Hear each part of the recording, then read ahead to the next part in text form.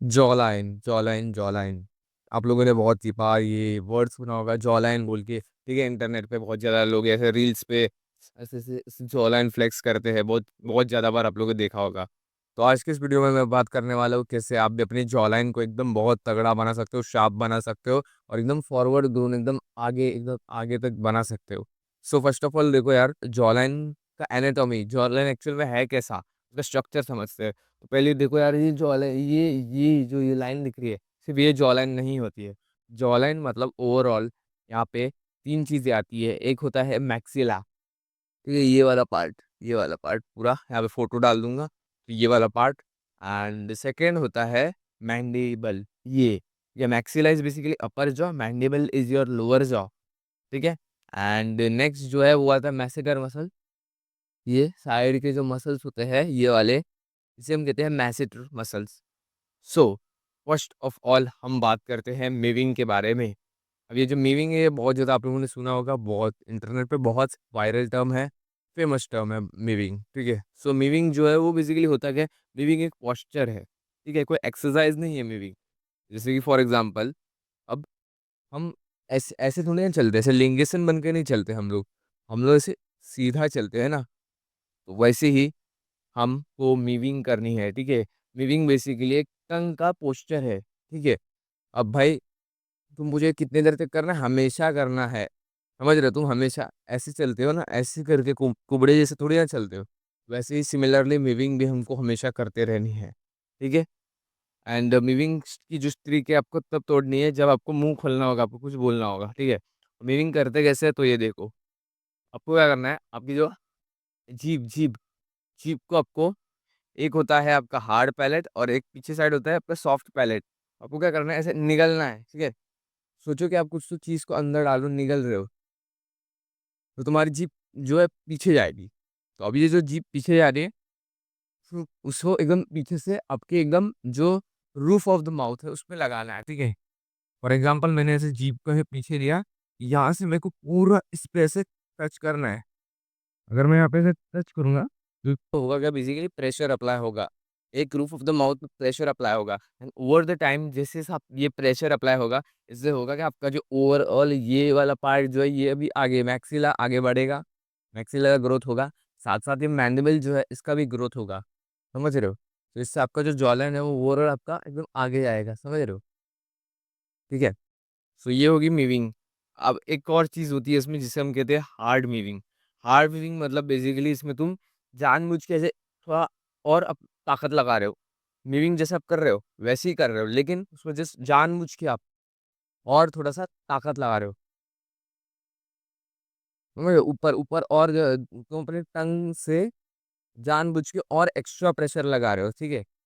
अब normal weaving मतलब basically आपने टंग को बस ऐसे निगला एंड ऐसे ऐसे एकदम रूफ ऑफ द माउथ पे से रख दिया।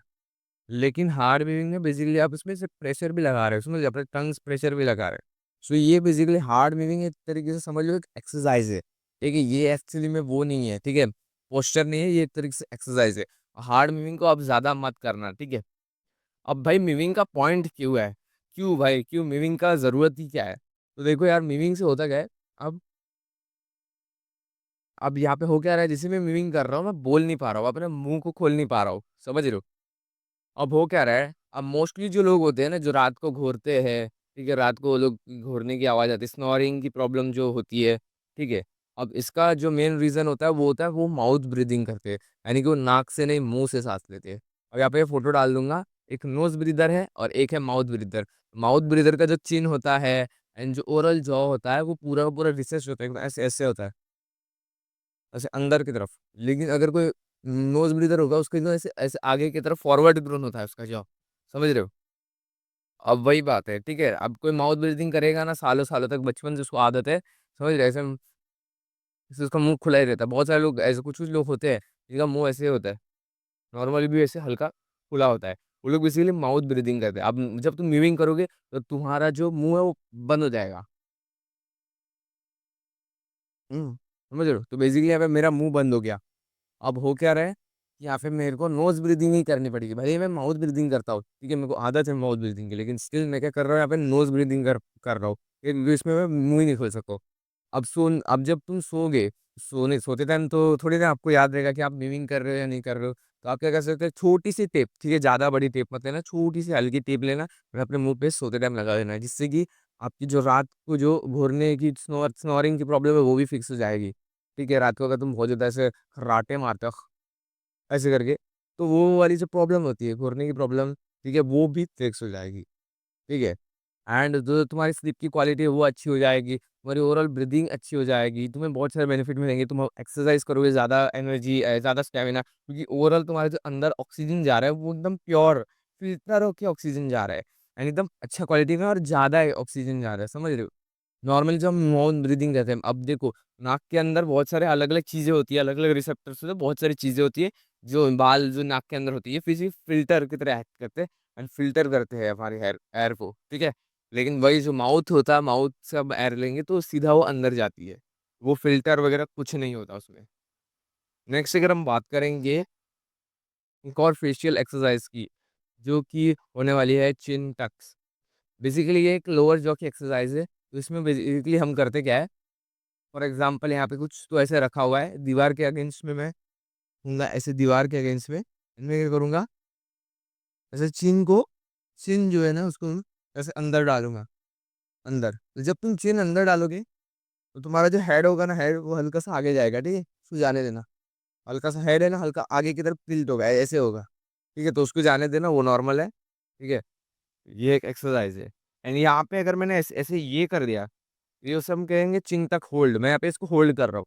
लेकिन मैंने अगर ऐसे किया तो this is normal chin tucks. तो चिन टक्स जो है ना, वो बेसिकली तुम्हारी जो मैंडिबल, जो ये लोअर जॉ है, ये पूरे हिस्से को आगे फॉरवर्ड ग्रो होने में हेल्प करता है, ठीक है? ये काफ़ी बढ़िया एक्सरसाइज़ है, जो फेशियल एक्सरसाइज़, जो कि तुम कर सकते हो, ठीक है? नेक्स्ट अगर हम एक्सरसाइज़ की बात करें, वो होगी हमारी थंब पुलिंग। अब ये थंब पुलिंग जो होती है वो बेसिकली एक अपर जॉ की एक्सरसाइज़ है। तो इसमें बेसिकली हम करते क्या है, हम हमारे जो माउथ है, माउथ के अंदर हम अपनी उँगली डालते हैं। बेसिकली इसको हम कर क्या रहे हैं, ये माउथ है, समझ लो माउथ है, माउथ के अंदर हम जो ऊपर वाला जो पार्ट है, पैलेट, उसके अंदर हम लोग को ऐसे हम कर रहे हैं, ठीक है? ऐसे। बेसिकली हम स्वाइप कर रहे हैं, ऐसे स्वाइप, ठीक है? ऐसे स्वाइप वाला मोशन हम कर रहे हैं। एंड हाँ, ध्यान रखना आपको आपके दाँत के ऊपर प्रेशर नहीं डालना। बहुत सारे लोग क्या करते हैं, दाँत के ऊपर प्रेशर डालते हैं। अब दाँत के अगर ऊपर आप प्रेशर डालोगे, होगा क्या कि आपके जो दाँत है वो टेढ़े में आगे की तरफ ऐसे आ जाएँगे, टेढ़े-मेढ़े हो जाएँगे, आगे आ जाएँगे, ठीक है? ये जो दाँत है, ये आगे की तरफ ऐसे बहुत से लोग ऐसे होता है ना आगे, वो जो बाहर की तरफ वैसा आ जाएँगे। इवन आप न्यूइंग भी अगर आप करोगे, न्यूइंग में भी आपको ध्यान रखना है कि आपके जो दाँत है, दाँत के ऊपर आपका ये जीभ लगना नहीं चाहिए, ऐसे करके लगना नहीं चाहिए, ठीक है? बहुत सारे लोग को लगता है कि सिर्फ़ अपने जो टंग का आगे का हिस्सा है, उसको ही ऐसे-ऐसे करके आगे रखना है। नहीं, पूरा ओवरऑल ऐसे रहना चाहिए, समझ रहे हो? सिर्फ़ ऐसे नहीं, और यहाँ पे समझो दाँत है, तो दाँत के ऊपर नहीं लगना चाहिए। ये यहाँ से पीछे लेके पूरा ऐसे समझो, पूरा हम लोग को लगाना है, ठीक है? सो ये हो गया एंड थंब पुलिंग हो गया, ठीक है? एंड नेक्स्ट अगर हम बात करें फेशियल फैट जो है, अगर तुम्हारा फॉर एग्ज़ाम्पल तुम्हारा स्ट्रक्चर जो है ना, वो ऑलरेडी है बना हुआ, तुम्हारा बोन्स वगैरह बोन और मसल वगैरह जो है, वो एकदम ऑलरेडी अच्छा है। लेकिन अगर तुम्हारा बॉडी फैट बहुत ज़्यादा होगा ना, बॉडी फैट, तो फिर होगा क्या, तुम्हारा ओवरऑल जो स्ट्रक्चर है, वो फैट के अंदर छुप जाएगा। समझ रहे हो ना? तो इसलिए अगर तुम्हारा अगर जॉ लाइन एंड ओवरऑल जो जॉ का हिस्सा है, अगर तुमको एकदम ऐसे दिखाना है, तो भाई तुम्हारा फैट जो वो कम होना चाहिए। फॉर एग्ज़ाम्पल ऐसे मेरे को डबल चिन है, तो मेरा जॉ दिखेगा ही नहीं अच्छे से। लेकिन अगर मेरा बॉडी फैट कम रहेगा, तो मेरा जॉ लाइन एकदम अच्छे से विज़िबल होगा। समझ रहे हो? तो देखो फेशियल फैट, अगर जितना ज़्यादा आपका फेशियल फैट होगा, उतना ज़्यादा आपका जो स्ट्रक्चर है वो छुप जाएगा। समझ रहे हो? आपके जो डेफ़िनिशन है, आपका जो जॉ लाइन का ओवरऑल डेफ़िनिशन है, वही गायब हो जाएगा। समझ रहे हो? तो फेशियल फैट जो है आपको कम रखना है, आपको जिम जाना है। समझ रहे हो? जिम जाओगे तो ओवरऑल आपकी बॉडी की बोन डेंसिटी, मसल मास बढ़ेगा एंड ओवरऑल आप अट्रैक्टिव होंगे। सिर्फ़ अच्छा फेस होके उतना मतलब नहीं है, आपकी जो बॉडी है वो भी अंदर से हेल्दी होनी चाहिए। अच्छा जॉ लाइन होके सिर्फ़ मतलब नहीं है। ठीक है? सो आज की इस वीडियो के लिए इतना ही था। मिलते हैं नेक्स्ट टाइम।